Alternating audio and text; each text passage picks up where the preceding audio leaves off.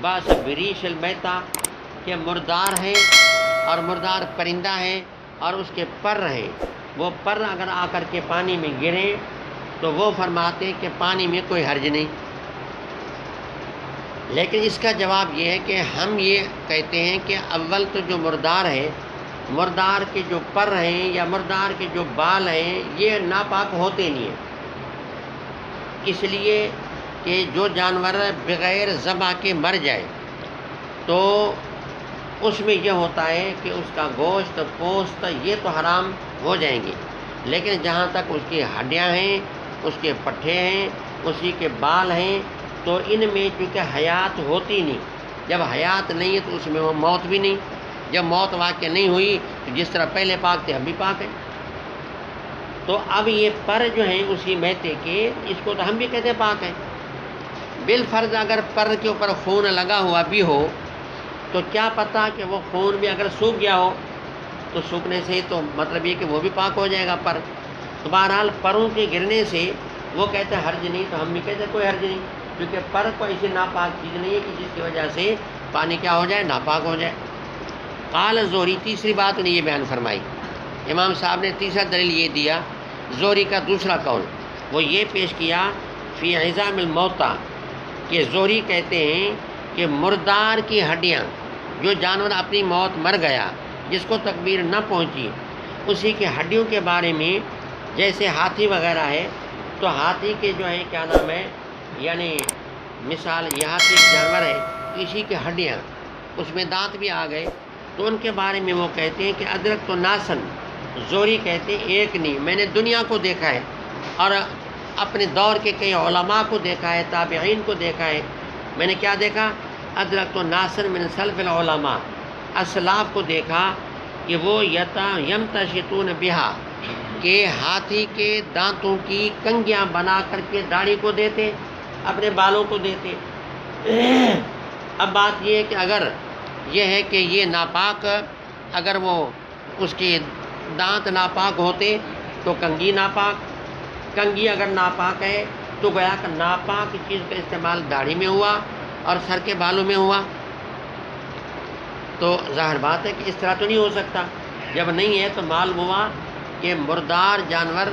یا جو حرام جانور ہیں جیسے ہاتھی ہے تو اسی کی ہڈیاں یا اسی کے دانت وہ پاک ہیں۔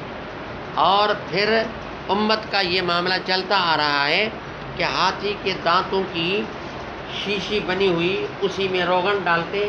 پھر روغن کو وہ اپنی داڑھی پہ لگاتے۔ اب اگر یہ ناپاک ہوتا، یہ اس کے دانت اگر کیا ہوتے، ناپاک ہوتے، تو تیل ناپاک ہوا، تیل ناپاک ہوا تو پھر یہ کہ ان کی داڑھی بھی پلیت ہو گئی، لیکن حالانکہ یہ تو عمل کرتے چلے آئے۔ اچھا، وہ کنگھی بھی دیتے ان دانتوں سے، اور وَيَدْهِنُونَ فِيهَا، ہاتھی کے دانتوں کی جو ہے نا وہ شیشی بنا کر کے پھر اسی میں روغن بھی ڈالتے۔ لا يرون بی باسن، اس کو وہ ناپاک تو نہیں سمجھتے تھے۔ جواب یہ کہ دندان فیل کو ہم بھی پاک کہتے ہیں، ہمارے یہاں بھی پاک ہے، اس لیے جیسے میں نے پہلے عرض کیا بھلے حرام جانور ہو یا حلال ہو، اور اپنی موت مر گیا، جو میتا ہے اور میتے کے بال ہیں، میتے کے اون ہے، اور میتے کی ہڈیاں ہیں، میتے کے دانت ہیں، میتے کے پٹھے ہیں، ان چیزوں میں حیات ہی نہیں، جب حیات نہیں ان میں موت آئی نہیں، لہذا بات یہ کہ ان کو وہ پاک ہیں، ان کو استعمال کیا جا سکتا ہے، کنگھی بنائی جا سکتی ہے، اور اس طریقے سے یہ ہے کہ شیشی بنائی جا سکتی ہے۔ وقال ابن سیرین و ابراہیم، ایک بات یہ بھی پیش کی کہ محمد بن سیرین کہتے ہیں اور ابراہیم نخعی کہتے ہیں کہ لا باس بتجارت العاجی، دندان فیل کے کاروبار میں کوئی حرج نہیں، تو اگر حرج نہیں تو پھر ٹھیک ہے، اس کے تو ہم بھی قائل ہیں،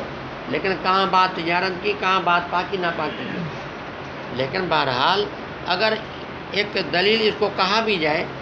بھائی اس کی آج کا کاروبار صحیح ہے، جب کاروبار صحیح ہے تو انتفاع صحیح ہے، جب انتفاع صحیح ہے تو پانی یا روغن کا ڈالنا صحیح ہے، جب ڈالنا صحیح ہے تو معلوم کہ وہ ناپاک نہیں ہے، تو ترجمہ ثابت ہو گیا۔ لیکن ہم یہ کہتے ہیں کہ ہم نے کب کہا ہے کہ دندان فیل کا کاروبار ناجائز ہے، ہم بھی کہتے ہیں جائز ہے، وجہ وہ یہ کہ یہ ناپاک ہے ہی نہیں۔ جی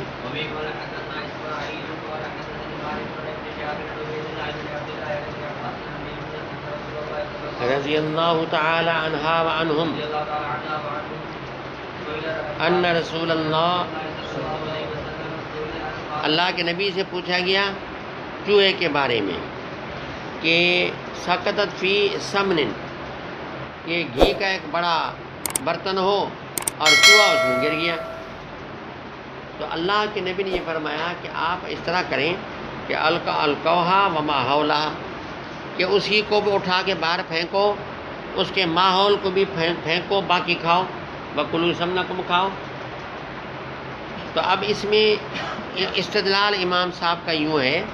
کہ گھی کبھی جو ہے یعنی جمع ہوا ہوتا ہے، کبھی پگھلا ہوا ہوتا ہے. یہاں اللہ کے نبی نے یہ فرق نہیں بیان کیا،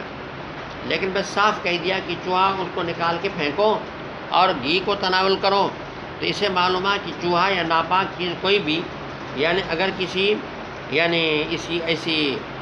گھی میں یا پانی میں اگر واقع ہو جائیں گے تو تغیر اوصاف کا چونکہ نہیں ہے، تغیر اوصاف کا نہیں ہے تو پاک ہے. لیکن ہم کہتے ہیں کہ دیکھیں یہاں تغیر کی بات نہیں، گھی اگر پگھلا ہوا ہوگا تو ناپاک ہو جائے گا. یہ حدیث معمول ہے کس کے اوپر ہے کہ گھی جب کیا ہو، جامد ہو اور اوپر آ کر کے گرا بھلی مر بھی جائے، اس کو اٹھا کے باہر پھینکو. باقی جو گرد و نواح جہاں جہاں لگایا تو اس کو تراش کر کے، چاقو وغیرہ کی چیزیں تراش کر کے وہ بھی باہر پھینکو، باقی بالکل ٹھیک ہے، اس کو استعمال کرو. اس کا قرینہ یہ ہے کہ یہاں لفظ آیا ماحول کا بیان کیا کہ آپ اس کو بھی پھینکو، ماحول کو بھی پھینکو. تب ماحول جو ہے یہ جامد کا ہوتا ہے اور جو پگھلا ہوا ہوتا ہے اس کا ماحول نہیں ہوتا، وہ سارا ملا جلا ہوتا ہے. تو ماحول کا لفظ بتا رہا ہے کہ یہاں جو گھی کی بات ہے یہ کون سا گھی ہے؟ ہاں جی.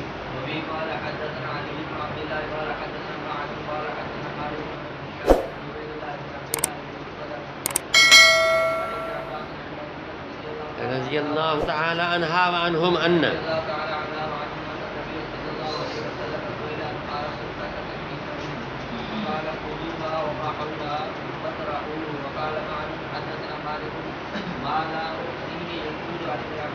مان کہتے ہیں کہ یہ بات امام مالک نے مجھے ایک مرتبہ نہیں کئی مرتبہ جو مجھے شمار بھی یاد نہیں،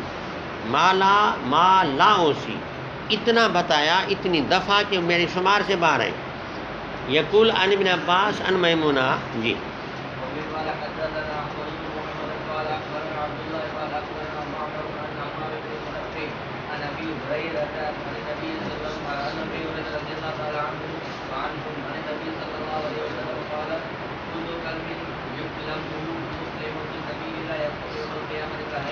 حدیث کا مفہوم یہ ہے، فرمایا کہ جو ایک مجاہد کو دوران جہاد کوئی زخم آتا ہے، یک لمح المسلم فی سبیل اللہ، کہ کوئی زخم کسی مسلمان کو اللہ کے راستے میں جہاد میں آتا ہے، یکون یوم